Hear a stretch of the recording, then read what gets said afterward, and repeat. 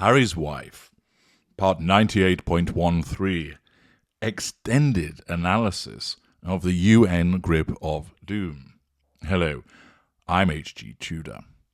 Well, Harry turned up a couple of days ago, along with Harry's wife, at the United Nations, and has provided us with plenty of opportunity to analyse the video footage, what he said in the speech, and, of course, her behaviours towards him, which have been widely circulated around the world, which might be causing many more people to wake up to what Harry's having to put up with as part of his sustained devaluation, being the intimate partner primary source to a narcissist. I, of course, provided you with a tidbit of the grip of doom. And like the excellent narcissist that I am, it's all about keeping you wanting more. And, of course, I will deliver. And not only do I deliver with an extended aspect of the grip of doom, I'm also going to throw in as a bonus, because I'm so generous like that, the entry of Harry and Harry's wife, not as they appear at the top of the escalator, but as they appear entering the relevant building themselves. Because it provides us with a useful opportunity to see the behaviours, but also what is actually said towards Harry and Harry's wife. I'm going to play the clip twice for you, so you can watch and listen, and then I'll provide you with my analysis. Here it comes. Prince Harry, are you worried that Tom Bower's new book is going to widen your rift with the royal family?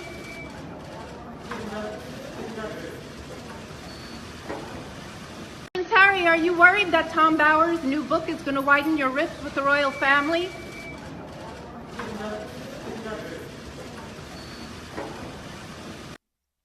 So we see the gruesome twosome entering the UN building, flashes going off, showing that there are at least one or two, maybe more cameras there to record them. This, of course, demonstrates interest in them, and, of course, from Harry's wife's perspective, is demonstrating that they're under control, and it provides her with some positive fuel from tertiary sources because she doesn't know who they are. Notice, of course, as the gruesome twosome walk in, the grip of doom is already evident.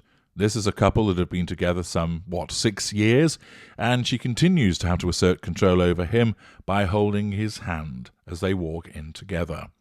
You can well imagine that this wouldn't occur with William and Kate. And they sort her through before they get to the bottom of the escalator. And they have quite the entourage with them. There appears to be some bodyguards and security. I can see the lady whose simple role is to cough and then be handed a bottle of water later to make it look like Harry's wife is kind and empathic. Other hangers-on and helpers, no doubt, there to make Harry's wife look incredibly important. Of course, she wanders along with the oversized handbag, in which no doubt some recording equipment may well be lurking, or at the very least it's to show off by triangulation with object the fact that she's got an expensive handbag and she's better than all you proles watching. Of course, we hear the shout from a journalist which asks basically, is Tom Bower's book going to widen the rift, Prince Harry, between you and the royal family? Naturally, he doesn't reply because he doesn't understand what the word rift means, but leaving that to one side, he doesn't reply because he invariably ignores these things. But what about Harry's wife? Well, Harry's an extension of her, and at the moment, almost literally as a consequence of holding his hand and asserting control over him. That reminder, of course, of Tom Bower brings Mr. Bower and the book on her radar. It's a threat to control. It's a double threat to control. It's a threat to control from the journalist because she's asking a question of Harry's wife, one which is not a favourable one, or rather is asking it of Harry, but by extension it is asked of Harry's wife, thus threatening control. And secondly, there is the issue with regard to the fact that it is a reminder of the fact that there is this huge thorn in her side, which is the Tom Bower book. She, of course, isn't motivated by her narcissism to run over and punch the journalist in the face and start throttling her, saying, "Stop fucking mentioning that book to me," in a direct assertion of control. Nor does she respond in an indirect assertion of control by whispering something to Harry along the lines of, "Oh, they will not shut up about that bastard book." Instead, her narcissism causes her to carry on in a contemptuous way, jettisoning the thought about that question and the book by simply ignoring it and asserting control through the third assertion of control, which is withdrawal. So this little snippet of footage not only provides us with seeing the fact that she continues to assert control over the intimate partner primary source with this ridiculous grip of doom, the fact that she's surrounded by coterie members, which is there to enhance her sense of importance, the fact that she's receiving positive fuel from the photographs that are being taken, but also the threat that's posed by the question and the reappearance of Mr. Bauer's book on her radar and how her narcissism will deal with it. So there's the aperitif, if you will. Now we're going to go back to the double grip of doom. And this time, I'm going to show you the extended clip and talk a little bit about that so that you have the full experience. So, here that comes.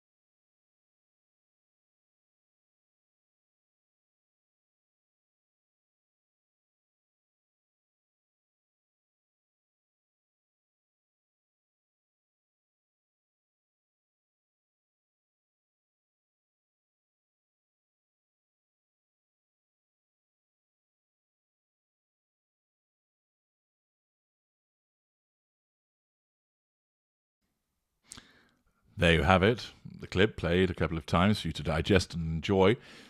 Well, what does this tell us? Well, you'll notice, of course, that at first she's holding Harry's hand and he tries to slip away, moving his hand away from hers.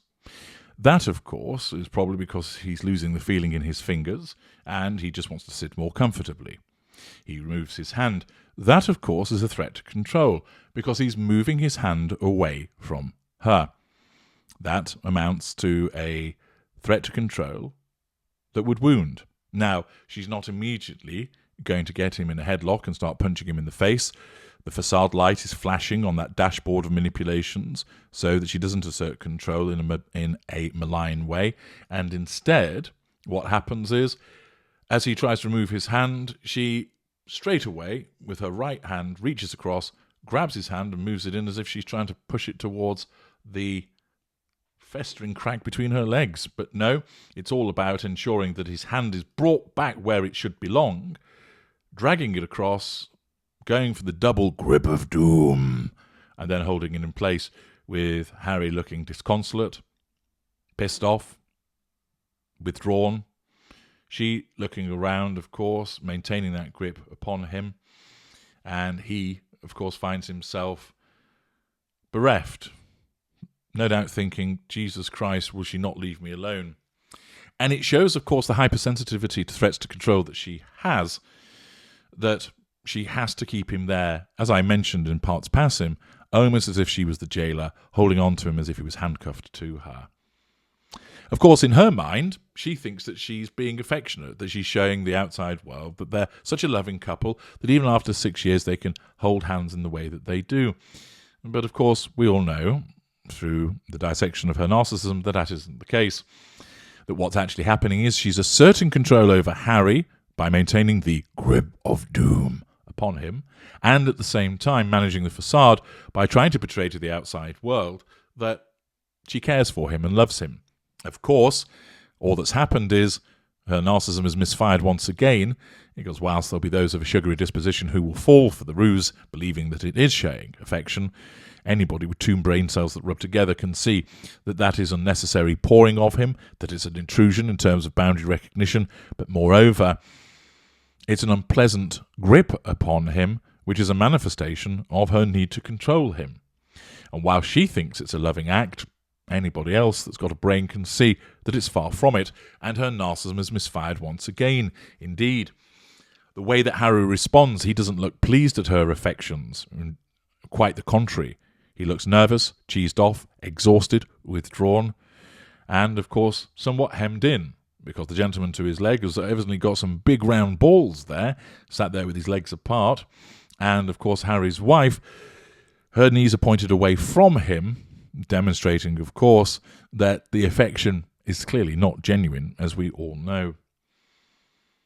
So he attempts to escape her, but it is unsuccessful, because almost like a knee-jerk instinctive reaction, because that's what it is, her hand reaches across, almost in a robotic fashion, pulls him back in the most obvious of ways, and then the other arm snakes around him to hold him in position.